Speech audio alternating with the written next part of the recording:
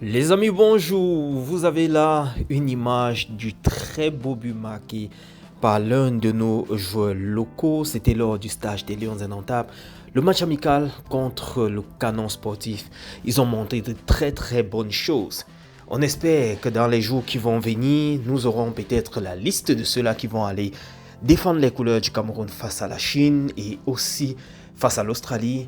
Nous avons ce jeune, par exemple, Ronny Baliak, qui a été très performant lors du tournoi de l'Unifac, 2 buts, une passe décisive.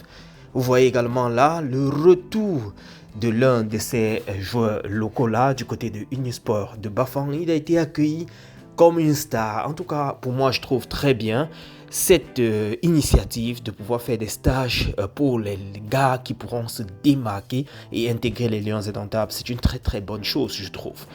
En tout cas, je leur souhaite rien que du bonheur. On attend l'échéance du 27 mars et du 31 mars prochain, respectivement contre l'Australie et la Chine.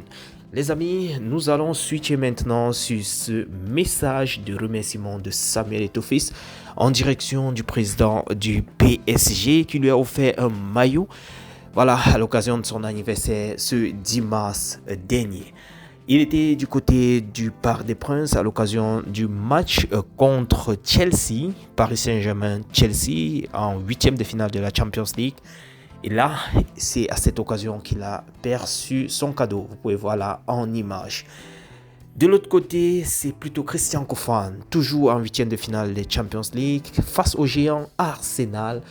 Ils n'ont pas pu renverser la tendance, ils n'ont pas pu prendre le dessus, accrocher un but partout lors de cette rencontre-là. Kofan qui a malmené la défense de Arsenal, mais malheureusement, ils n'ont pas pu prendre le dessus.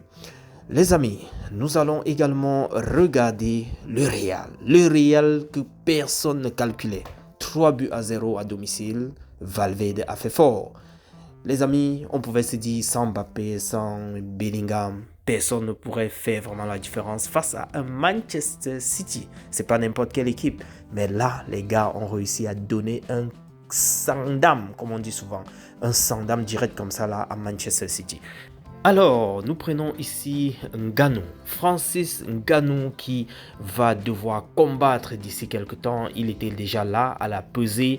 Comme vous pouvez voir sur ces images, le Predator paraît serein, confiant, il n'a pas de panique. Bref, on voit directement quelqu'un qui va remporter ce combat. Parce que quand je regarde même celui qui est en face là, les gars, non. Comme on dit souvent là, il faut choisir l'adversaire que vous allez prendre pour aller suite dans le ring. Choisis au moins la façon avec laquelle tu vas être chicoté, non mon gars. Tu pars attaquer Ngannou. Bref, il est déjà là en train de tourner le spot. Comme vous pouvez voir là, devant les caméras, le spot de cette image, je vais dire de ce combat qui va se dérouler et être diffusé sur Netflix. Les amis, je vous reviens sûrement avec d'autres petits updates.